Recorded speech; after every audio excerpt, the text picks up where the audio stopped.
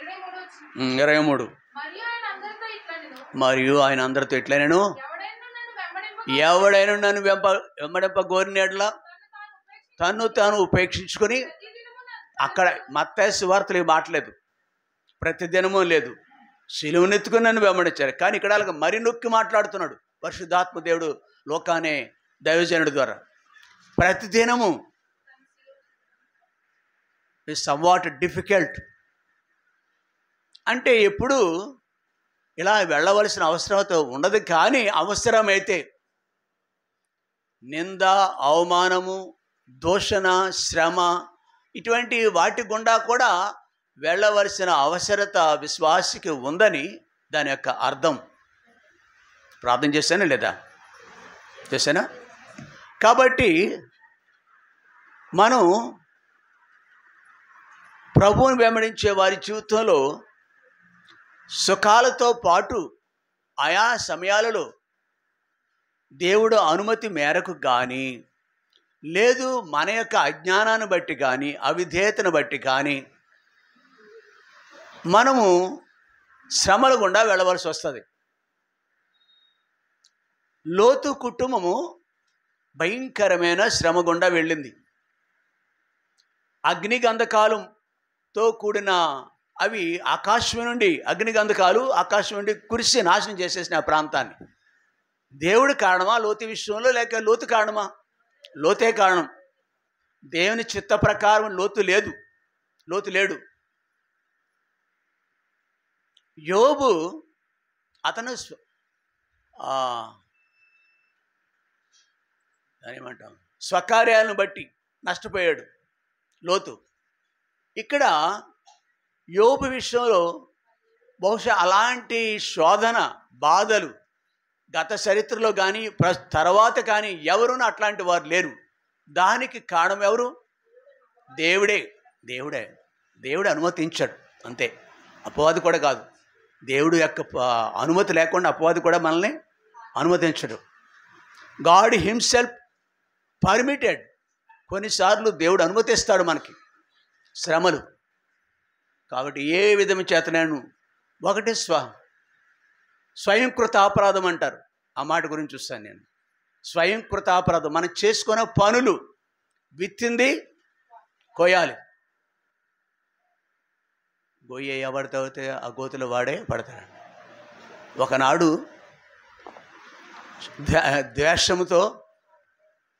ద్వేషముతో ఎదుటి వ్యక్తులున్న ద్వేషముతో ఊరికొయ్య 60 మూరల ఊరికొయ్య తవ్వినాడు. తయారు చేస్తున్నాడు. ఎప్పుడు ఎవడో ఊహించడు.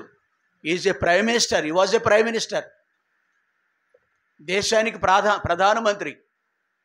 శత్రువుని శిక్షించడం ఎంత, ఈ రోజుల్లో జైల్లో పెట్టడం ఎంత. అధికారంలోకి వచ్చిన తర్వాత ఒక వ్యక్తిని అవలేలగా అయిపోతుంది జైల్లో.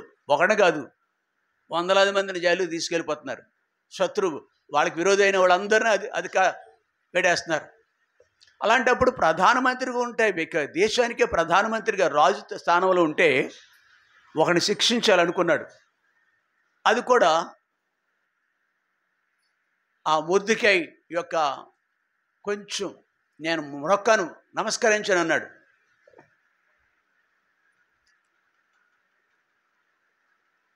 మరి అతన్ని ఉరి తీయటం అవలేలుగా చేయొచ్చు పని, సామాన్యమైంది అది పని.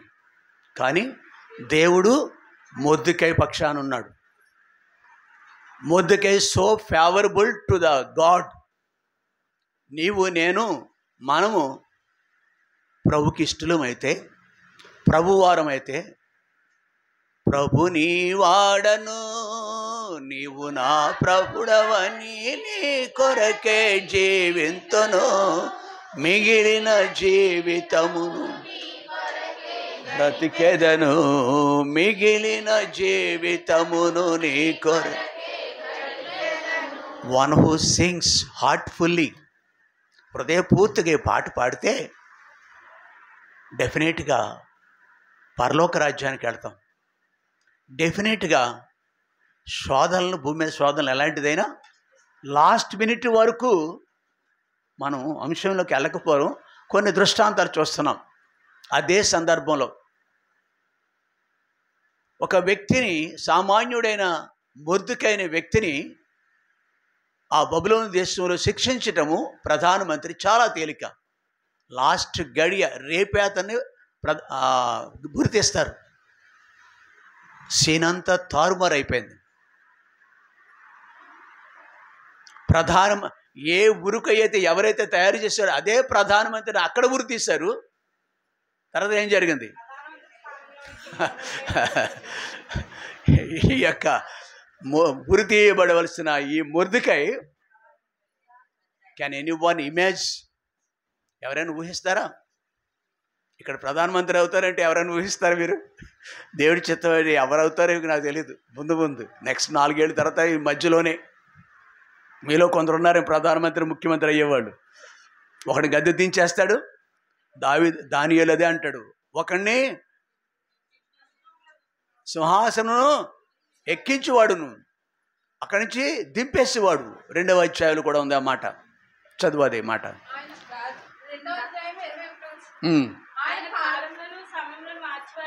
ఆయన కార్యములను సమయములను మార్చువాడై ఉండి,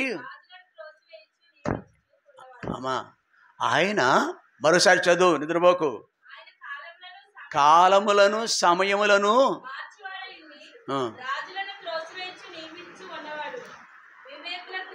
చాలు అదే అంతవరకే.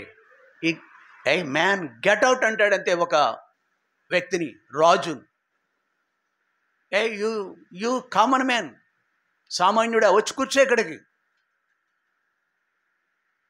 ప్రియ సహోదరు, దీనికి సూత్రం ఏంటంటే, రహస్యం ఏంటంటే, ప్రభుని వాడను అనే పాట మనపూర్వకంగా పాడాలి. అట్లాంటి జీవితం మనం కలిగి ఉండాలి. సరే, మన పాఠానికి దగ్గరకు వచ్చేద్దాం. అలాగ నడుచుకోవాలి. దేవుని మార్గంలో నడిచే వ్యక్తులుగా మనం ఉండాలి. 2 దృష్టాంతాలు చూస్తే 2 వారాలు, 3వది చివరిగా ప్రభు చిత్తం అయితే ముగిందాం. ఇక్కడ ఆయన మార్గంలో నడిచేటప్పుడు కొలస్సీలు రాసిన పత్రికలో 3వ అధ్యాయంలో కొన్ని భాగాలు మనం చూడవచ్చు. కొలస్సీలు రాసిన పత్రిక 3వ అధ్యాయంలో 1 నుండి 3 వరకు.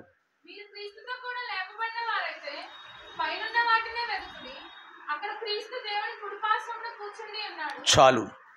మీరు క్రీస్తుతో కూడా లేపబడిన వారైతే పైనున్న వాటిని.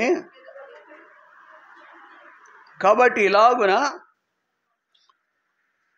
ఇట్లాంటి జీవితం కలిగి ఉండాలి మనం. ఈ 2 గుంపులు ఉంటాయి ఇక్కడ మందిరంలో. క్రీస్తుతో కూడా లేపబడిన వారు,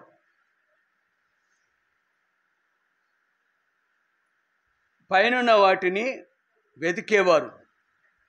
2వ పైనున్న వాటి మీదనే కానీ భూ సంబంధమైన వాటి మీద మనస్సు పెట్టుకొనుకడి. ఎలానగా మీరు మృతి పొందితిరి, మీ జీవం క్రీస్తుతో కూడా దేవుని యందు దాచబడి ఉన్నది. ప్రియ సహోదరి, ఇక్కడ మనము దేవునితో లేపబడిన వారమా అంటే ఏంటి? ఎందుచేత ఈ మాట ఇక్కడ పరిశుద్ధాత్మ దేవుడు రాసిపెట్టినాడంటే, ఎఫెసీయులకు రాసిన పత్రిక 2వ అధ్యాయం ప్రక్కనే ఉంది కదా. ఎఫెసీయులకు రాసిన పత్రిక 2వ అధ్యాయం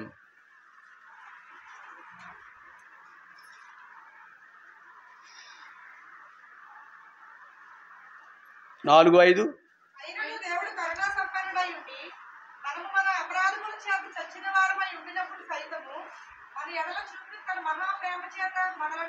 చాలు. దేవుడు కరుణా సంపన్నుడై ఉండి మనము మన అపరాధముల చేత చచ్చిన వారమై ఉంటుండగా ఉన్నప్పుడు, we were dead previously. స్వాభావికంగా మనం దేవుని దృష్టికి చచ్చిన వారం,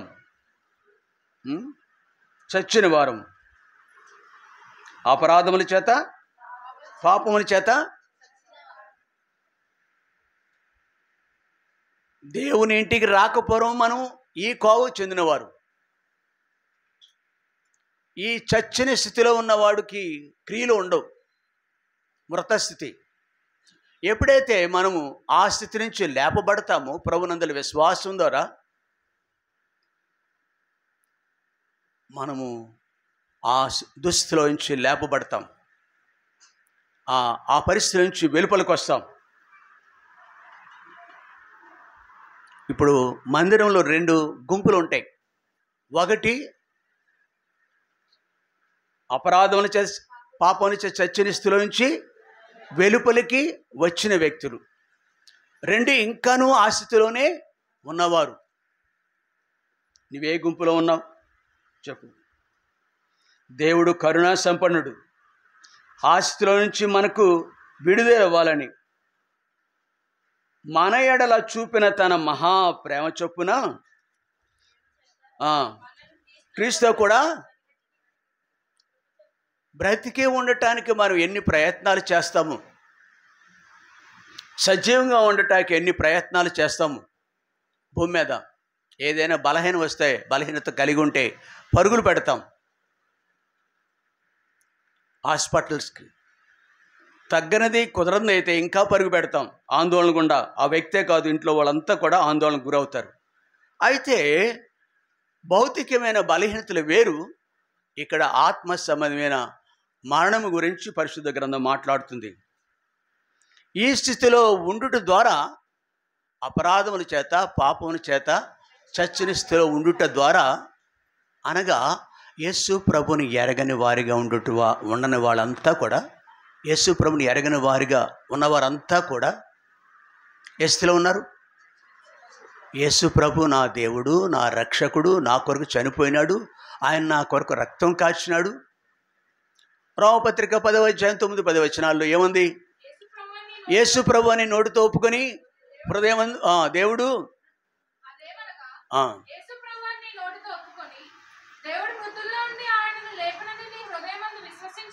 ఇదే.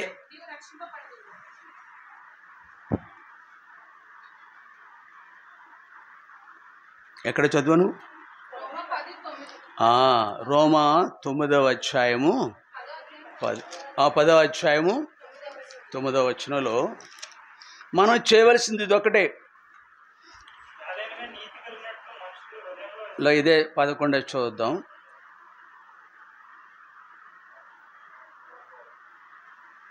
ఏలనగా నీతి కలుగునట్టు మనుషుడు హృదయంలో విశ్వసించును. 9వ వచనంలో యేసు ప్రభు అని నోటితో ఒప్పుకొని, is the lord of lord, ప్రభువులో ప్రభు అయిన ప్రభు, సమస్తాన్ని ఏలే ప్రభు అయిన, లోకాన్ని పాలించే ప్రభు అయిన నా కొరకు వచ్చారు. ఆయన మహాకాశము పట్టజాలని దేవుడు నా కొరకు తగ్గించుకున్నాడు. ఎంత?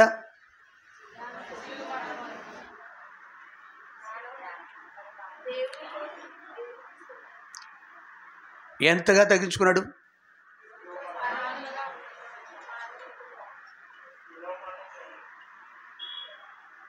అవి తర్వాత చేశాడు. ఒక ముఖ్యమంత్రి ఈ స్థలానికి రావాలంటే తగ్గించుకోవాలి వద్దా? పరమును విడిచి భూకి రావటం అనేది ఆఫ్టర్ ఆల్ ఒక మనుషుడు. ఎమ్మెల్యే రాలేడు, మంత్రి రాలేడు. మరి అటువంటిప్పుడు మరొక ఉన్నత స్థాయిలో ఉన్న వ్యక్తి ముఖ్యమంత్రి, ప్రధాన, హైలీ ఇంపాసిబుల్. మరి దేవాది దేవుడు right from heaven to earth, పరమును విడిచి భూకి రావటం అనేది అక్కడ తగ్గించుకున్నాడు. ఆయన మహోన్నతమైన ప్రభావంతో కూడిన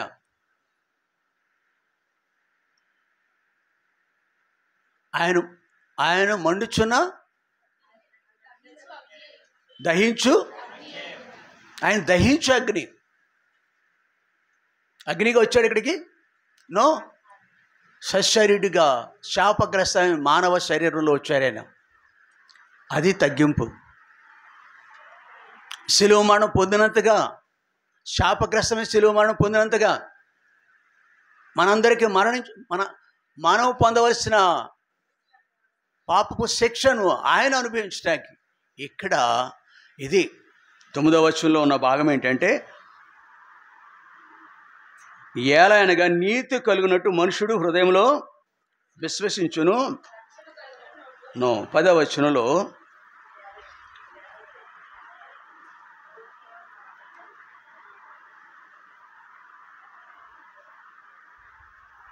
దేవుడు మృతుల్లో నుండి ఆయనను చనిపోవటం కాదు, తిరిగి నా కొరకు పాపం నుండి విడుదల పొందినాడు. ఎప్పుడైతే యేసు ప్రభు నా కొరకు రావటం కాదు, చనిపోయినాడు, మృతుడై పైకి లేచినాడు, పునరుద్ధానుడైనాడు అనే నమ్మిక మనలో ఉంటుందో వెంటనే మనం రక్షింపబడతాం. మనుషుడు నీతి కలిగినట్లు హృదయమందు విశ్వసించును, నోటితో హృదయంలో విశ్వసిస్తే నీతిమంతుడు అయిపోతాం. మనం నోటితో ఒప్పుకుంటే రక్షణ. ఇదే రహస్యం. ఇక్కడ కూర్చున్న వాళ్ళు ఇంకెవరైనా యేసు ప్రభుకు హృదయంలో చోటు ఇవ్వకపోతే ఇప్పుడే నేడే రక్షణ దినం, ఇదే మిక్కిలి. కాబట్టి ఈరోజు అప్పుడు వెంటనే మనం చూసిన ఆ ఎఫెసీయులకు రాసిన పత్రికలో మనం చదువుకున్నాం కదా. ఏం చదివాం?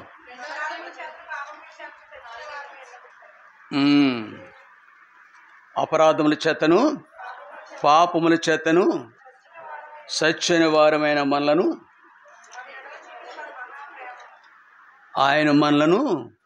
ఆయన ప్రేమ చేత మనలను క్రీస్తుతో కూడా బ్రతికించను. కాబట్టి ఈ కృపకు మనల్ని పాతులు అందుకే ఇక్కడ అంటాడు కదా, కొలస్సీయులు రాసిన పత్రికలు అంటాడు ఆయన, మీరు క్రీస్తుతో కూడా యేసు ప్రభు మరణించి తిరిగి లేచారు. యేసు ప్రభునందు విశ్వసించిన మనల్ని కూడా ఎట్లాంటి రోగమైనా కానీ డాక్టర్లు చెప్తారు, ఈ నో మోర్ ఎలివ్, అతను ఇంకా బ్రతకడు, మీ వాళ్ళందరికీ చెప్పేయండి. బహుశా 2-3 నెలలు తర్వాత రోజులు కావచ్చు. కానీ దేవునికి అసాధ్యం ఏదైనా ఉందా? మనం పాపం బట్టి అలాగున నిత్య నాశనానికి వెళ్ళాలి. కానీ మనకు బదులు ఆ మరణాన్ని పొందినాడు, మనకు బదులు ఆయన మరణాన్ని పొందినాడు. ప్రియ సహోదరి, ఇలాగున మనం ఆ నిత్య నాశనం నుంచి విడుదల పొందాము, పాపభూయిష్టమైన బ్రతుకు నుంచి వెలుపలికి వచ్చాము. క్రీస్తుతో కూడా మనము లేపబడిన అనుభవం కలిగి ఉన్నాము.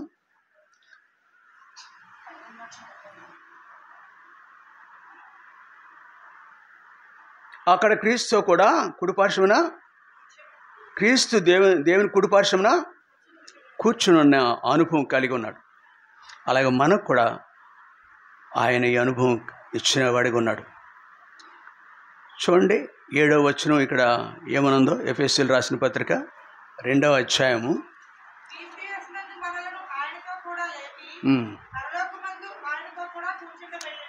మొదటిది ఏంటంటే పాపం నుండి విడుదల. బలహీనతలు ఉంటాయి చూడండి మనిషికి.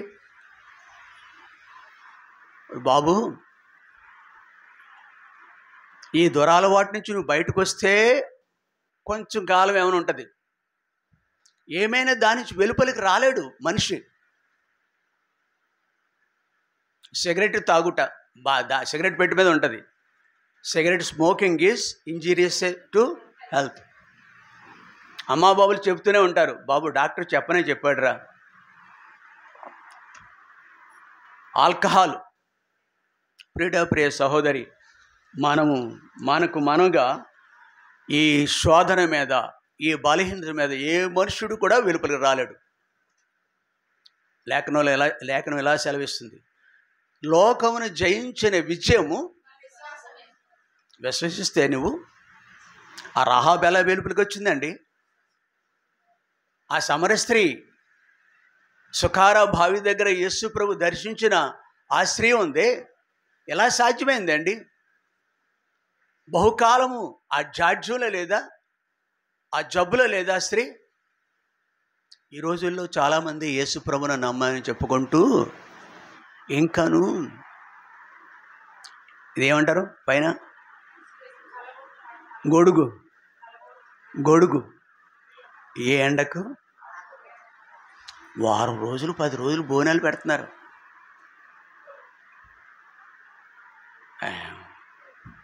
మా చర్చి నమ్ముకున్నానంటది, చర్చికి వెళ్తూ ఉంటుంది. ఈ వారం రోజులు అబ్బో, వాళ్ళు చచ్చినారా బతుకున్నారా?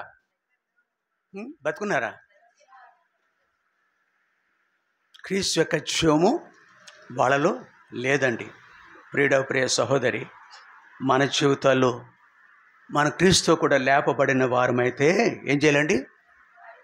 పైనున్న వాటిని వెతకాలి. చూడండి, రోమపత్రిక 6వ అధ్యాయం, రోమ 6:3.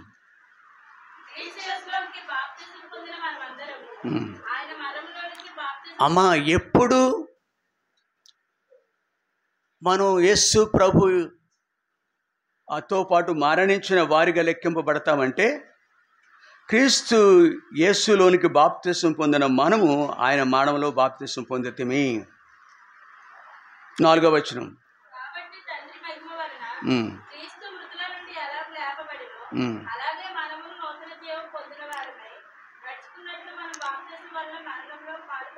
బాప్తిస అనుభవం దగ్గరికి వచ్చేటంత వరకు కూడా బాప్తిసంలో యేసుప్రభు నా కొరకు చనిపోవటం కాదు, నేనును నా పాపముల కొరకు చనిపోయిన వాడను అని ఎప్పుడు ఒప్పుకుంటున్నావంటే నువ్వు వ్యక్తిగతంగాను, దేవుని ఎదుట మరియు సంఘం ఎదుట ఎప్పుడు ఒప్పుకుంటున్నావు? ఆ రోజున యేసుప్రభు నా కొరకు చనిపోవటం కదా, ఐ టు డైడ్, నా ఇచ్చెలకు, నా లోకానుసారమైన బ్రతుక్కు. అందుకే భక్తుడు అంటాడు, ఇకను జీవించినది నేను కాదు, క్రీస్తే నా కొరకు మరణించి తిరిగి లేచిన ప్రభు కొరకు నేను ఇకను జీవిస్తాను. అది యేసు ప్రభులో నమ్మిన వారిలో ఉండే గొప్ప నిర్ణయం అండి, కోరిక. యేసు ప్రభుని ఎంత ప్రేమిస్తారో తెలుసా అండి? యేసు ప్రభు నమ్మిన వాళ్ళు నిజంగా నువ్వు యేసు ప్రభు బిడ్డవైతే ఎంత ప్రేమిస్తున్నావో తెలుసా? చెప్పండి, ఎవరైనా మీలో ఒకరు ఎంత ప్రేమిస్తారో చెప్పండి. అంటే నీ ఫీలింగు. యేసు ప్రభు నమ్మిన వారు యేసు ప్రభుని ఎంత ప్రేమిస్తారు? పేతురుని అడిగాడులేండి ఒకరోజు, అదే ప్రశ్న నిన్ను అడుగుతున్నారు. ఎంతసేపా ఏంటి? If you are living with Christ, Yesu ప్రభుతో మీరు కూడా జీవిస్తుంటే, ప్రభు కొరకు జీవించేవారైతే చెప్పండి మాస్టరు. మాస్టర్ అంటే మీరే కదా, అక్కడ మొదటి వరుసలో ఉన్నారు, ఈయన మాస్టర్ ఇక్కడ. Very simple. I love my Lord more then, నా ప్రాణం కంటే నా దేవుణ్ణి, నా ప్రాణం కంటే నా దేవుణ్ణి. నన్ను పుట్టించిన దేవుడు నాకు తెలుసు, నన్ను ప్రేమించిన దేవుడు నాకు తెలుసు, నా కొరకు హీనాతిహీనముగా మరణించిన దేవుడు నాకు తెలుసు. అలాంటి ఆకోవకు చెందిన వారు నా భార్య కాదు, నా భర్త కాదు, నా పిల్లలు కాదు, ఈ దేశ నాయకుడు ఎవరూ కాదు. ఓన్లీ జీసస్, ఓన్లీ కేవలం యేసు మాత్రమే. So I love my Lord more than my soul, నా ప్రాణం కంటే దాన్ని నీకు. ఇక్కడ చూస్తే 4వ వచనంలో, తండ్రి మహిమ వల్ల క్రీస్తు మృతులోండి ఎలాగూ లేపబడినా అలాగే మనమును రోమా 6:4 నూతన జీవం పొందిన వారే నడుచుకునేటట్లు చేశాడు దేవుడు. మృతులతో పాటు మనం పాతిపెట్టబడ్డాం. ఒకప్పుడు నేను జూదం ఆడేవాడిని, లోక సరదాలన్నీ ఉండేవి. ఏమంటాం దాన్ని, ఆ మాట లోకరీతి ఒక్క మాటలో చెప్పాలంటే, నలుగురితో నారాయణ కులంతో అంటే అన్నిటిలోనూ పాలు పొందుతాం, అన్నీ ఉన్నాయి నాకు అని చెప్పటానికి, లేనిది ఒకటి లేదని చెప్పటానికి. అలాంటి మనుషుడు ప్రేమించిన దేవుడు ఆయనతో పాటు నేను చనిపోవటం, నేను ఆయన కొరకు జీవించిన గొప్ప విషయం కాదు. అట్లాంటి మనుషుడు నా కొరకు, నన్ను ప్రేమించిన దేవుడు, చనిపోయిన దేవుడు, ఆయన కొరకు బ్రతకటమే కావాలి, అదే గొప్ప జీవితం. ఇంకా దేన్ని ప్రేమిస్తున్నావు నువ్వు? ఇక్కడ నువ్వు జీవిస్తున్నావా, చచ్చున్నావా? ప్రభు కొరకు జీవించే వారమైతే ఆయన వలె. మీరు ఇక్కడ రాయబడిన మాట ఏంటమ్మా? రాయబడిన మాట మీరు క్రీస్తుతో కూడా ఎస్ చాలు. లేపబడిన వారమా పాతి పెట్టబడిన స్థితిలోనే ఉన్నామా? లేపబడిన వారమైతే పైనున్న వాటిని అనగా క్రీస్తుతో పాటు జీవం పొందిన వారైతే రోమా 6:4 ప్రకారం క్రీస్తు యొక్క జీవం మనలో ఉంది. కాబట్టి 5వ వచనం 6:5 రోమా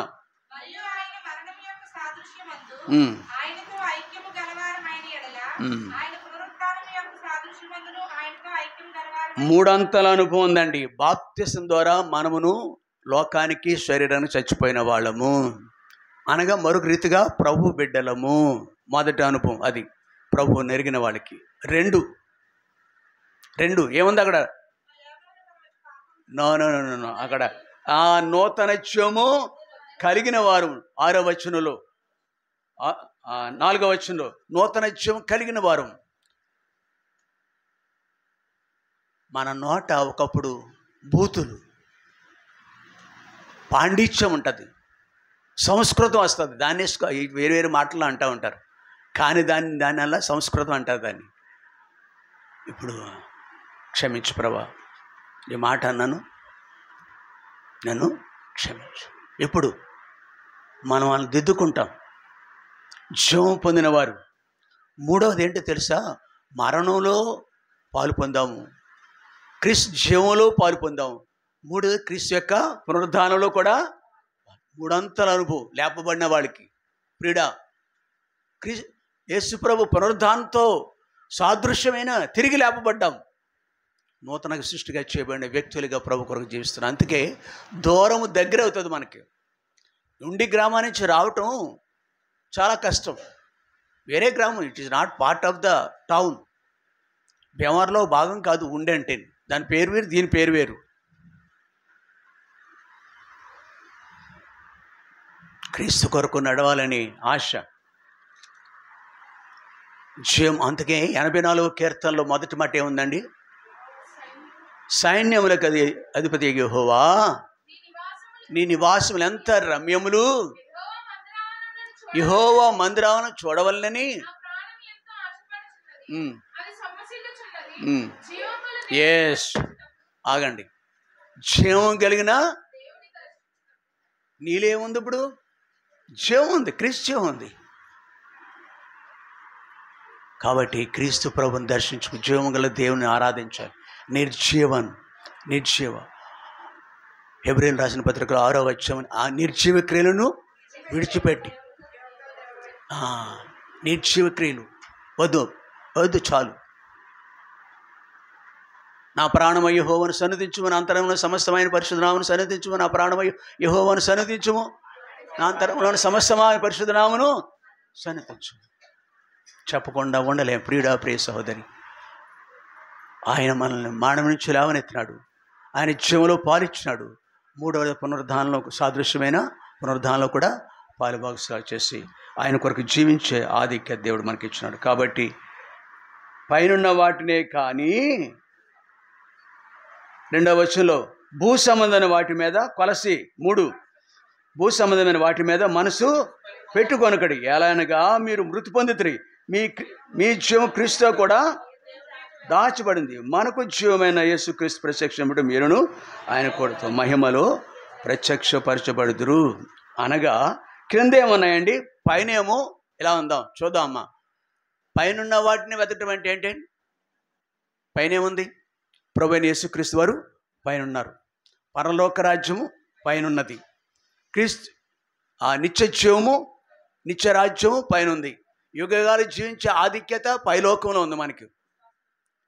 ఇవన్నీ ప్రభు సిద్ధపరిచిన రాజ్యమంతా పరలోకంలో ఉంది. భూమి మీద ఏముంది? శాపగ్రస్తమైనది, మరణం ఉంది, శరీర సంబంధమైన ఉన్నాయి. ఇక్కడ చూడండి, 5వ వచనం అక్కడ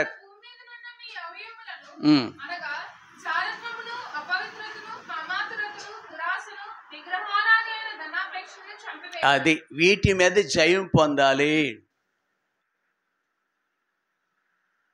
మనలో ఏమున్నాయంటే, కింద ఏమున్నదంటే, శరీరంలో ఏముందంటే, మీ అవయవములను అనగా జారత్వము, అపవిత్రత,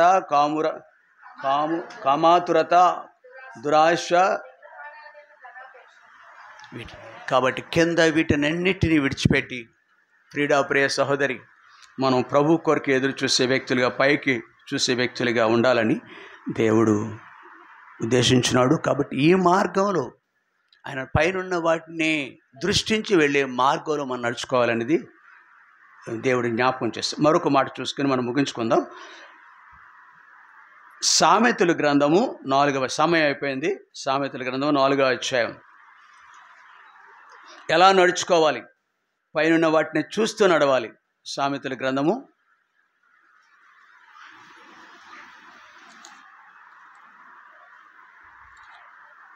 4వ అధ్యాయం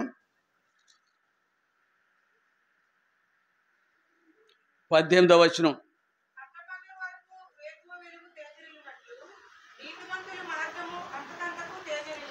నీతి మార్గంలో మనం నడుచుకోవాలి.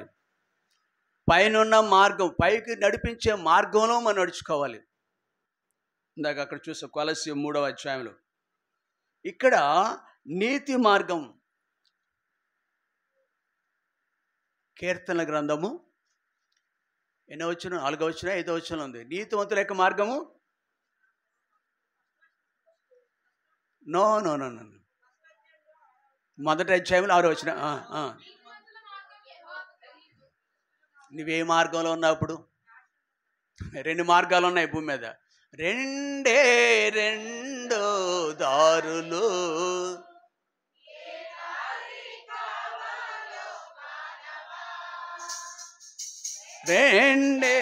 రెండు దారులు, ఏ దారి కావాలో మానవా, ఒకటి పరలోకం మరి ఒకటి పాతాళం.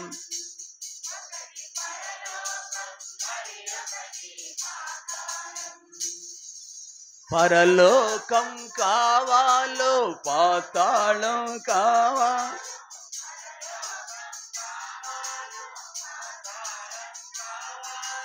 తెలుసుకో మానవా.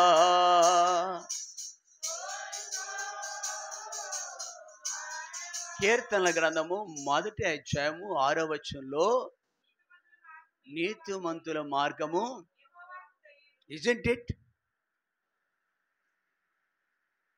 పిల్లల్ని పెంచేటప్పుడు మనుషులకి అమ్మ బాబుకి ఎంత తెలివితేటలో తెలుసా?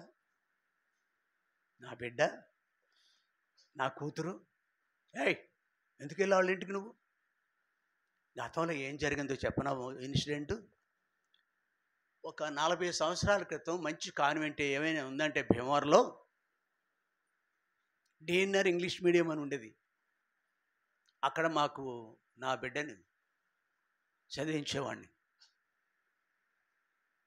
శ్రీదేవని హెచ్ఎం కమ్ టీచర్, మంచి పేరెంట్స్తో మింగిల్డ్ అయిపోయి చక్కటి కష్టకాలు పంచుకునేది శ్రీదేవి. ఎల్కేజీ నుంచి అక్కడ చదువుతున్నాడు, 5 సంవత్సరాల నుంచి. Best convent in the town. 40 సంవత్సరాల క్రితం మాట ఇది, 40 years బ్యాక్. నా కొడుక్కి ఎంత ఏజో ఇప్పుడు దాన్ని బట్టి చెప్పొచ్చు మీరు. 6వ తరగతి వచ్చింది, పిల్లలంతా కాన్వెంట్కి సైకిల్ మీద వెళ్తున్నారు. సైకిల్ కొన్నాం, వెళ్తున్నాడు, క్యారేజ్ పెడుతున్నాం. 6వ తరగతిలో 5-6 నెలలు బాగానే వెళ్ళాడు. ఈ లోపల నువ్వు లోకం కాదు ఇది, అమ్మా బాబులు తాపత్రయం వేరు, వాళ్ళ ఆలోచనలు వేరు. మనం ఎంత మంచిది ఊహిస్తూ ఉంటాం మనం. మరి ఎక్కడ తగిలారు? Best convent in the town 40 ఏళ్ళ క్రితం. అప్పటికి అసలు భీమవరం పోలికలు లేవు. ఒక స్నేహితుడు అక్కడ పెద్ద కాన్వెంటు ఇప్పుడు ఉంది అదే స్థలంలో. అక్కడ పెద్ద పెద్ద తోటల కింద చెట్లని ఉంటాయి. భోంచేయటం, కాన్వెంట్ మానేసి ఆ చెట్ల కింద ఆడుకోవటం. అమ్మా బాబులు జాగ్రత్త ఎంతవరకు పనికొచ్చిందండి? నువ్వు కాన్వెంట్కి వెళ్ళగలవా? నువ్వు మిగిలిన వాళ్ళ యొక్క ప్రభావం నుంచి తప్పించగలవా నువ్వు? ఫోన్ వస్తుంది, అక్కడి నుంచి ఫోన్ వచ్చేసేది మాకు. కాన్వెంట్ నుంచి ఫోను, సెల్ ఫోన్ లేవులే, ఏదో విధంగా వచ్చేది. మీ అబ్బాయి కాన్వెంట్కి రాలేదు, ఆబ్సెంట్. 2వ రోజు ఏంటిది? బీపీ ఉన్నవాళ్ళు కోపం ఎక్కువ ఉంటుంది కదా.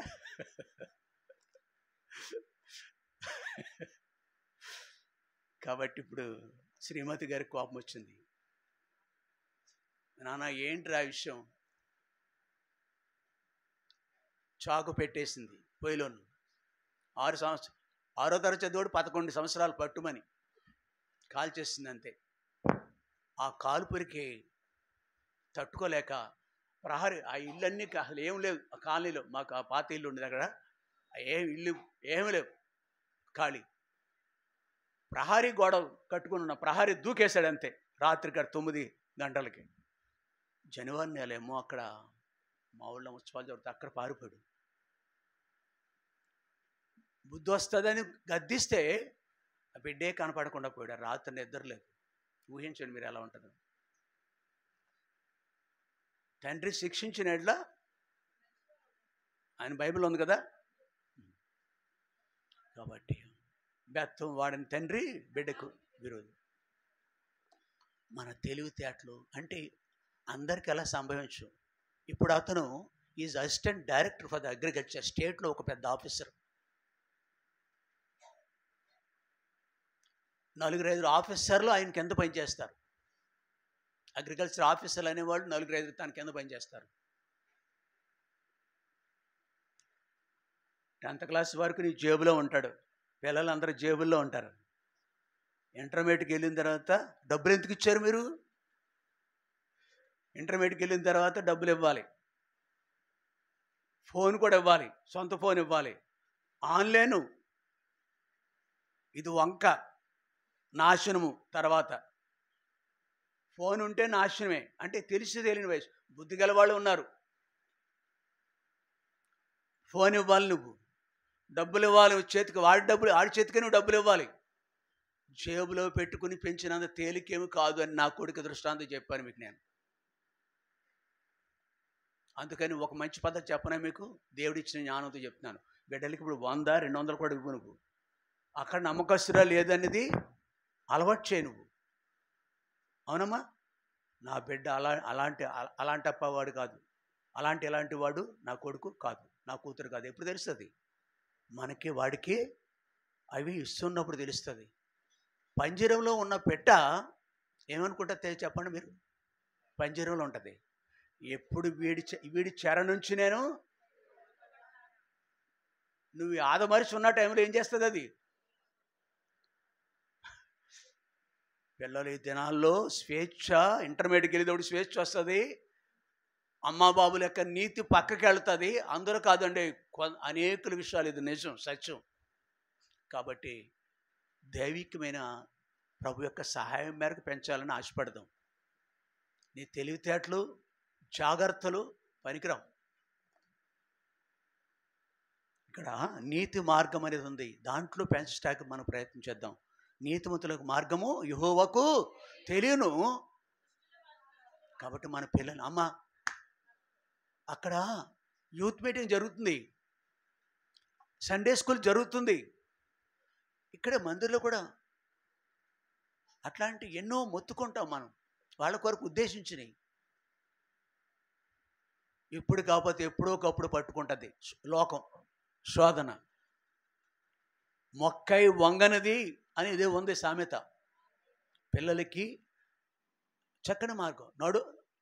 బాలుడైన ఉందనుకోండి, నేను ఆ మాట అనుకోకుండా వాడికి నడవలసిన త్రోవను నేర్పించుము.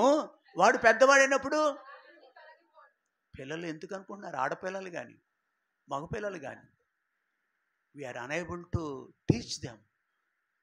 మన బోధ వేరు, మన తెలివితేటలు వేరు. నీ తెలివితేటలు వేరు. లోక దుష్టుని యొక్క తెలివితేటలు కంటే ఈ తెలివితేటలు గొప్పవి కాదు. ప్రభు చేతిలో పడతాం మన పిల్లల్ని. నీతి మార్గము. ఇక్కడ మాట ఎంత నాకు ఇష్టమైన మాట అంటే ఇక్కడ సామెతల్లోనూ, అమ్మ రండి ముగించేస్తాను, టైం అయిపోయింది కదా. సామెతల గ్రంథము 4వ అధ్యాయంలో, పట్టపగలగు వరకు వేకువ వెలుగు తేజరిల్లునట్లు నీ దేవుని పిల్లలుగా గనక, దేవుని ముద్ర గనక పడితే,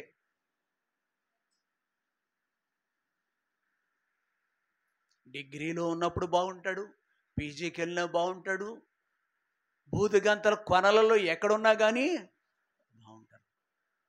అలాంటి పిల్లలు తెలుసు. ఇద్దరు పిల్లల్లో సమూయేలు పిల్లలకు ఇద్దరు గురించి మంచి మార్క్ ఉందా? మంచి లేదు. కనీసం నీవు నేను, ఆయన దైవజనుడు అయి ఉండి కూడా, కానీ ప్రభువా మా వల్ల ఏమీ కాదు, మా పిల్లల జీవితాలు మా వల్ల ఉద్ధరింపబడవు, మేమేమి చేయలేము. యెహోవా పట్టణమును, యెహోవా మన పిల్లల్ని కాపాడు. ఎంత ఫాస్ట్ తెలుసా కుర్రాడు? అమ్మ బాబుకి దడొచ్చేస్తుంది. ఓ కుర్రాడు యవనస్తుడు. ఇప్పుడు అమ్మ బాబు లేరు. దేవుని మందిరంలో మొదటి వ్యక్తిగా ఉంటాడు. అబ్బాయి ఏడు, ఆ పేరు చెప్పట్లేదు మీకు. సేవకుడు అడుగుతాడు, అబ్బాయి రాలేదా? సేవకుడు కావాలి. ఎందుకో తెలుసా? అతను ఒక తలంతు కలిగి ఉన్నాడు. తన స్థాయిలో తను ఒక తలంతు కలిగి ఉన్నాడు. పాటలు పాడటమే కాదు, మైకి దగ్గర నిలబడితే కాదు దేవునికి ఉపయోగపడటం అంటే. దేవుని దాసునికి అందుబాటులో ఉంటాడు ఆ వ్యక్తి. దేశం మారాడు, ప్రాంతం మారింది. అతనంత ఫాస్ట్ ఎవడో లేడు. అసలు వేగవాళ్ళని సహించడు, అంత ఫాస్ట్. కొంతమంది స్పీడ్, అమ్మాయిలు ఉంటారు, అబ్బాయిలు ఉంటారు, స్పీడ్. అలాంటి వాడు ఇదే దేవునికి తలవంచాడు. ప్రియుడా, నీతిమంతుల మార్గము అంతకంతకు తేజరు, అంతకంతకు తేజరు. బైబిల్లో అలాంటి దృష్టాంతాలు ఉన్నాయి. దానియేలు గురించి కనుక మనం చూస్తామనుకోండి, దావీదు గురించి చూద్దాం. సమూయేలు, నేను ఒకటి మనసు ఓపిక అయిపోద్ది. మనిషిని ఓపిక లిమిట్ ఉంటుంది. సమయం అయిపోయింది. జస్ట్ నీతిమంతుల యొక్క మార్గం అంతకంతకు, అది మన మనసులో పెట్టుకుందాం. మన పిల్లల విషయంలో, పిల్లల విషయంలో. సమూయేలు మొదటి గ్రంథం 18:7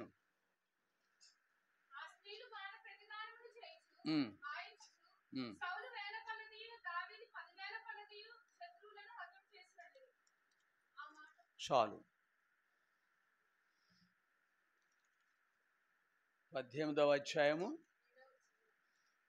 అక్కడ సౌలు 1000 కొలదియు, దావీదు 10,000 కొలదియు శత్రువులను ఎక్కడ అమ్మ వింటున్నారా? సందర్భం చూసారు మీరు?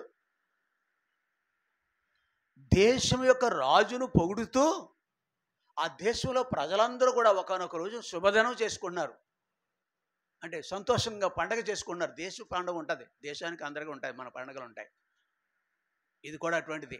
ఇలాంటివి కూడా ఉన్నాయి. ఆ రోజున పాట ఏం పాడారో తెలుసా? స్త్రీల నోట ఏముందో తెలుసా? రాజు 1000 కొలదియు.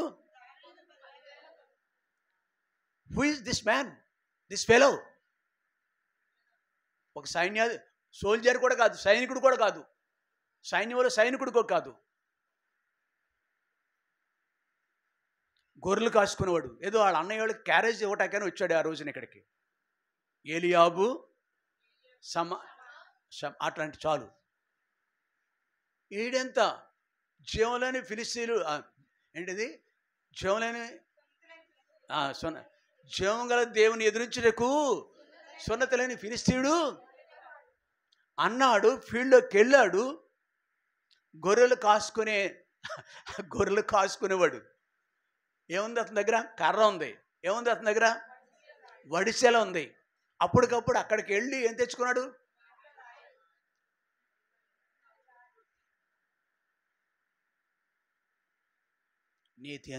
నీతిమంతుని యొక్క మార్గము అంతకంతకు is more than a king. దేవుడి మీద ఆధారపడిన వ్యక్తి కాబట్టి, సాక్ష్యం కలిగిన వాడు కాబట్టి, ఎలుగుబంటును సింహమును చంపిన దేవుని సాక్ష్యం చెప్పుకున్నాడు. నీతిమంతులు ఎప్పుడు అణిగిమణిగి ఉంటారండి, డబ్బా కొట్టుకోరు. ఎప్పుడు సందర్భం వచ్చింది కాబట్టి అక్కడ సాక్ష్యం చెప్పాడు. కాబట్టి తను వెలుగులో తీసుకొచ్చింది. నీతిమంతుడైన దావీదు ఒక దినాన రాజును మించిన, రాజుకి ఏమాత్రం తగ్గిపోయి గొప్ప ఘనత, గౌరవాలు లభించినాయి. కాబట్టి నీవు నేను కూడా దేవుని కొరకు భయం కలిగి జీవిస్తే, మన పిల్లలు ఇలాగున జీవిస్తుంటే ఎంత ఆశీర్వాదం తెలుసా? వాళ్ళకి ఆశీర్వాదం, మనకి వాళ్ళు పొందిన ఘనతలు పాలిభాగస్సులు అవుతాం. మనమును ఏ మార్గంలో నడుస్తావు అప్పుడు? నీతిమంతుల యొక్క పైనున్నవి వెతికే వ్యక్తుల యొక్క మార్గంలో మనం కూడా వెళ్ళాలి. ఇక్కడ మరొక మాట కూడా, ఇక్కడ సందర్భం ఏముందంటే, ఆ వ్యక్తి ఒకనాడు 78వ అధ్యాయం, కీర్తనలు 78వ అధ్యాయం 70వ వచనం. కీర్తనలు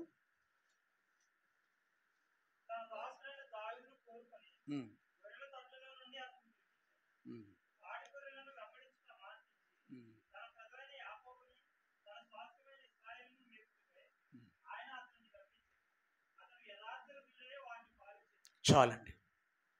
ఒకప్పుడు సిపాయిగా, సైనికుడిగా చేసే పనిలో దేశము చేయలేని అద్భుతమైన కార్యం చేయటానికి దేవుడు బలమైన సాధనంగా వాడుకున్నాడు. ఇంకా అక్కడ అటు తర్వాత తన జీవితంలో ఎదురైన అనేక పోరాటాలు ఉన్నాయి. రాజే తనను చంపివేయాలని చూసినాడు. వాటన్నిటిలో నుంచి దేవుడు తప్పించిన సమర్థుడు. ఎప్పుడైతే మనము మన పిల్లలు దేవుని మార్గంలో ఉంటామో, నానా దేవుని యందు విశ్వాసం ఉంటే, నీవు నీ స్థాయిలో, మన స్థాయిలో ఎలా ఉండాలి? ఎలా ఉండాలి అంటే ఏంటి? డబ్బులు తెచ్చేసి ఇచ్చేయాలి చర్చికి. ఏ స్థాయిలో ఉంటే ఆ స్థాయిలో అన్ని విషయాలు నమ్మకంగా ఉండాలి. నమ్మకం ఉండాలంటే అంటే ఏంటి చెప్పండి త్వరగా. ఎవ్రీడే కొంచెం సమయం. ఒక విద్యార్థికి దగ్గర డబ్బులు లేకపోవచ్చు. యేసుప్రభు తెలిసిన వ్యక్తివైతే, నువ్వు నిజంగా ఎరిగిన వాడవైతే, ఆ కుటుంబంలో నీవు ఉంటే అక్కడే 1 గంట 10 నిమిషాలు దేవుని కొరకు సమయం కేటాయించాలి. బైబిల్ చదువుకోవాలి. ఒక అన్య కుటుంబం దగ్గరికి వెళ్ళి ఎవరు రాలేదుగా ఈరోజు. అది మాధురి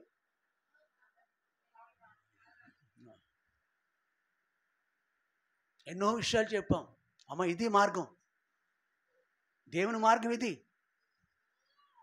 మీరు పుట్టుకతో వేరే మార్గం. ఇప్పుడు మన దేవుని మార్గంలోకి వెళ్తారండి. నీతివంతుని యొక్క మార్గము అంతకంతకు ఎలాగా, ఎంత పట్టపగల వరకు వేకు వెలుగు తేజరిల్లినట్లు. మీకు అర్థం గ్రహించారు కదా అంటే?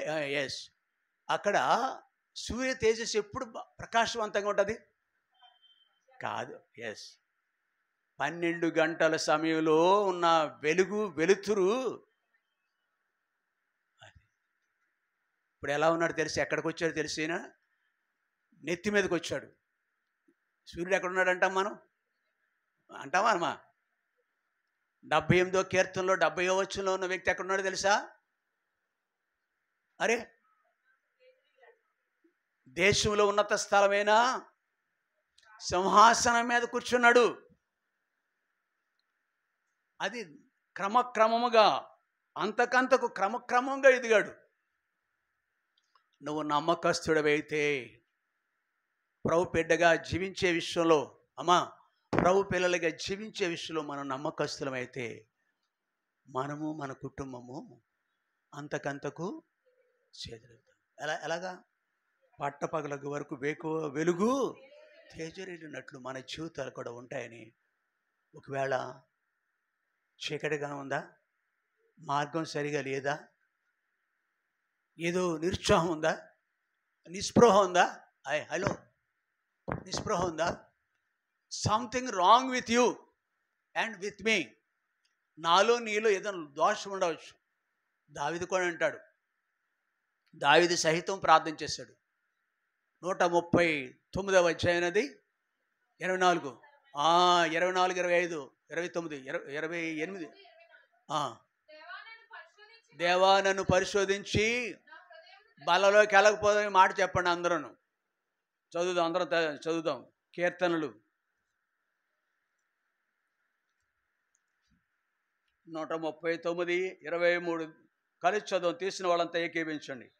దేవా నన్ను పరిశోధించి నా హృదయం తెలుసుకొనుము, నన్ను పరీక్షించిన ఆలోచన తెలుసుకొనుము, నీ కాయాసకరమైన మార్గము నా యందు ఉన్నదేమో. దేవుడికి ఎవరిష్టమో తెలుసా? ఆ? దేవుడికి ఎవరిష్టమో తెలుసా? అనుదినము తన్ను తాను దిద్దుకుంటూ దేవునికి అప్పగించుకునేవాడు దేవునికి ఇష్టం. అనుదినము దిద్దుకోవాలి మనం. ఇలా ప్రార్థన చేయాలి. ఒకవేళ కొన్ని సమయాలలో మన జీవితంలో భర్తగా నువ్వు, భార్యగా నువ్వు గాఢాంధకారపు లోయలో నడుస్తున్నట్టు ఉంటుంది. ఆవరిస్తే పరిస్థితులు. ముందు గొయ్య, వెనక నుయ్యి అనిపిస్తుంది. ఆయనను, ఆయన దుడ్డు కరయు, ఆయన దండమును బలలోకి వెళదాం. రెండు మాటలు చూసాం. ఒకటి, పైనున్న వాటిని వెతికే మార్గంలో మనం ఉండాలి. రెండవది, నీతివంతుల యొక్క మార్గంలో మనం వెళ్ళాలి. సో ఇర్మియా వాళ్ళ కొరకు ప్రార్థన చేస్తాం.